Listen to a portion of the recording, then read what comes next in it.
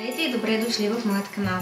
Днес ще приготвим един много лесен и вкусен ябълков щрудел, който е чудесна идея да си го приготвите, например, на коледните празници, тъй като става за нула време и ухай на Коледа има и такъв вкус. Опитайте го и вие!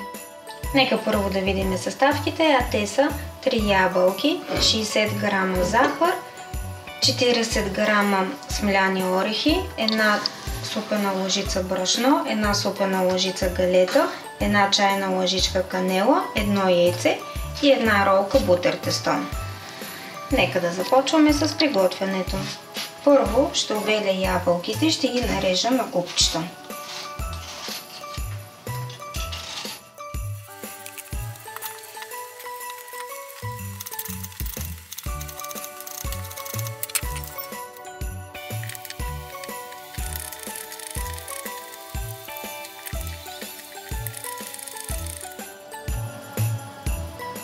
Ябълките ги нарязах на ситни купчета и сега към тях ще прибавя канелата, брашното и една супена лъжица от захарта.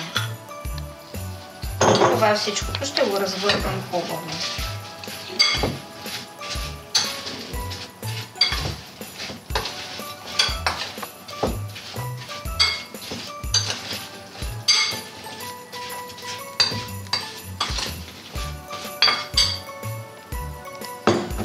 Сега към останалата захар ще прибавя смляните орехи и галетата. И това също ще го разбъркам хубаво.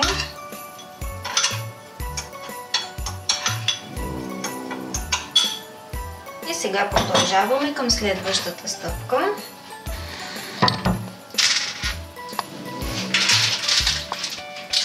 В една тавичка съм си сложила хартия за печене и върху нея ще сложа бутер тестото.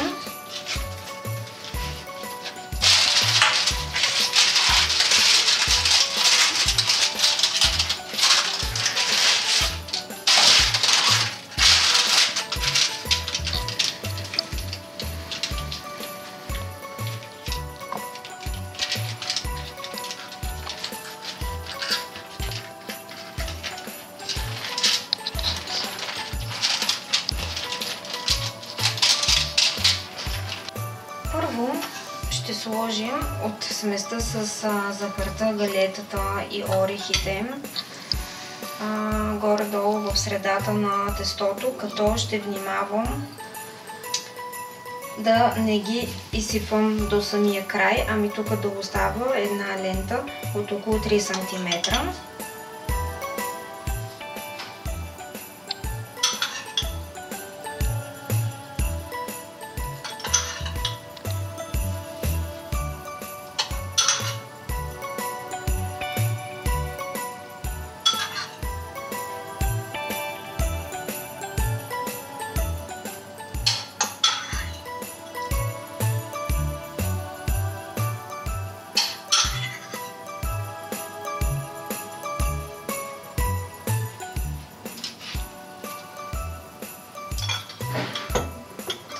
И сега ще сложа и ябълките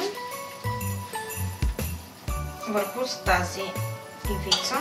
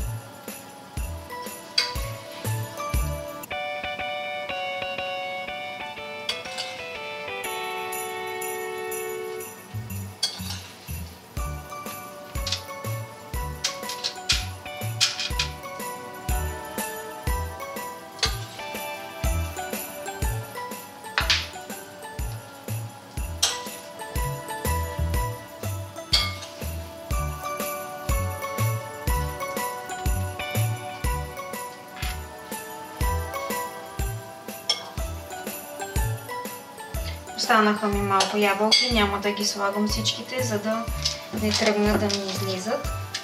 И сега долният край ще го прегъна и ще го прилепя към ябълките. Ето така. И след това ще хвана горния край и ще го затворя.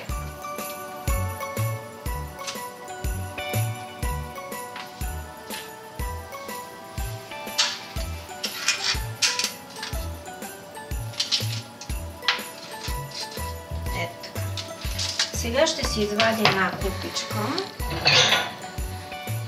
и ще разбия едно яйце.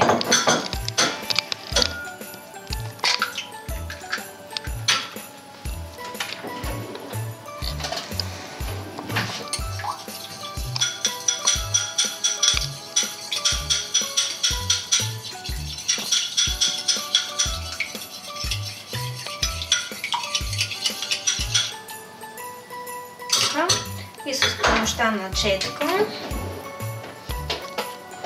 ще намажа ето тук отдолу, за да може яйцето да залепи тестото и да не ми се отвори след това.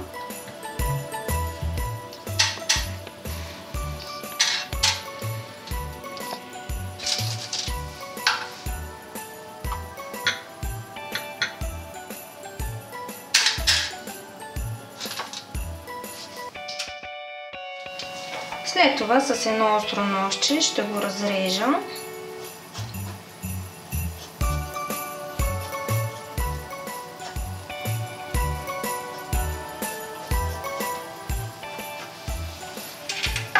И ще го намажа с остатъка от яйцето.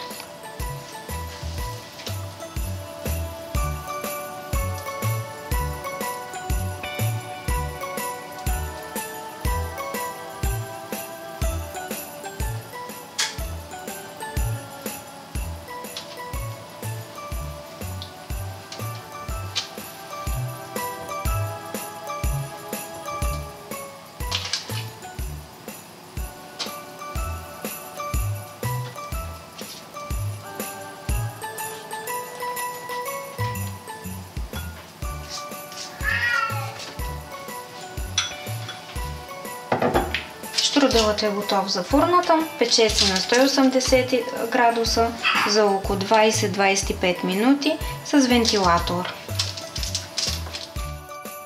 Ябълковият штрудел ни е готов. Пече се около 25 минути и уха е страхотна на канела и ябълки. Оставила съм го малко да изстине, за да мога да го доукраса с пудра захар. И е готов да го разрежем. Първото парченце естествено ще бъде за вас, за да ви покажа колко вкусно изглежда отвътре.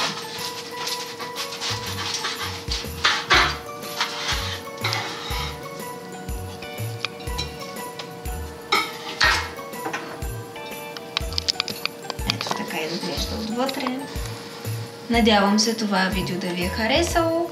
Ако това е така, ще се радвам да се абонирате за канала и да оставите лайк. До следващия път!